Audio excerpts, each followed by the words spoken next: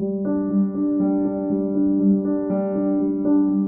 कि class 11th NCERT chemical bonding से लिया गया है। इस क्वेश्चन में हमें कुछ लुईस सिंबल्स ड्रॉ करने हैं गिवन आयंस के या एटम्स के। तो सबसे पहले हम स्टार्ट करते हैं सल्फर से। सल्फर का एटॉमिक नंबर होता है 16, तो इसका कन्फिग्रेशन हो गया 286। और इसका लुईस सिंबल अगर हम ड्रॉ करें तो उसमें हमें कितने वैलेंस इलेक्ट्रॉन्स ड्रॉ करने हैं, वो है 6 वैलेंस इलेक्ट्रॉन्स। तो ये हो गए 6 वैलेंस इलेक्ट्रॉन्स। अब सिमिलरली हमसे पूछा गया है S2 माइनस का भी। अगर S2 माइनस है तो वो 2 इलेक्ट्रॉन्स और गेन कर लेगा अपने आउटर मोस्ट शेल में।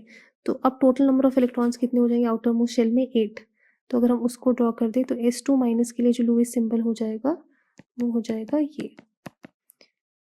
टोटल नंबर ऑफ इलेक्ट्रॉन्स 8 हो गए।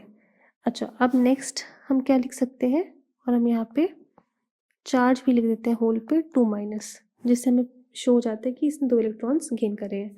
नेक्स्ट हम देखते हैं एल्यूमिनियम का। अगर हम एल्यूमिनियम का देखिए एटॉमिक नंबर, तो उसका एटॉमिक नंबर होता है 13 और उसका कन्फिग्रेशन आ जाएगा 283। अब अगर उसका कन्फिग्रेशन 283 है तो हम उसका बना देते हैं स्ट्रक्चर। ये एक इलेक्ट्रॉन हो गया, ये दूसरा इलेक्ट्रॉन हो गया, ये तीसरा इलेक्ट्रॉन हो गया। अब एल्यूमिनियम हमें नेक्स्ट किसका बनाना है, Al3+ का। अगर Al3+ का बनाना है तो वो 3 इलेक्ट्रॉन्स अपने लूज़ कर देगा। अब अगर 3 इलेक्ट्रॉन्स लूज़ करेगा तो उसके पास जो आउटर मोस्ट शेल में इलेक्ट्रॉन्स बचेंगे वो सिर्फ 8 इलेक्ट्रॉन्स बचेंगे। उसने 3 इलेक्ट्रॉन्स अपने लूज़ कर दिए, तो हमारे पास यहाँ पे क्या आ जाएगा, Al3+। इसका जो सिंबल बन जाएगा वो एज इट इज़ Al3+ बन जाएगा, क्योंकि हम सिर्फ वैलेंस शेल को ही लुईस डॉट स्ट्रक्चर में शो करते हैं। तो 3 इलेक्ट्रॉन्स वैलेंस शेल से निकल गए, तो बस हम इसे Al3+ की तरह लिख देंगे। नेक्स्ट हमें लिखना है हाइड्रोजन का। हाइड्रोजन के पास एक ही इलेक्ट्रॉन होता है, तो उसको हम कैसे लिख सकते हैं, हाइड्रोजन पे एक इलेक्ट्रॉन हमने ये बना दिया।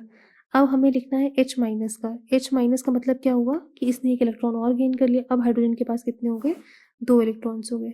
तो अब हम इसको कैसे ड्रॉ कर सकते हैं, हाइड्रोजन के पास 2 इलेक्ट्रॉन्स हो गए ये, और यहाँ पे हाइड्रोजन के पास हो गया एक इलेक्ट्रॉन।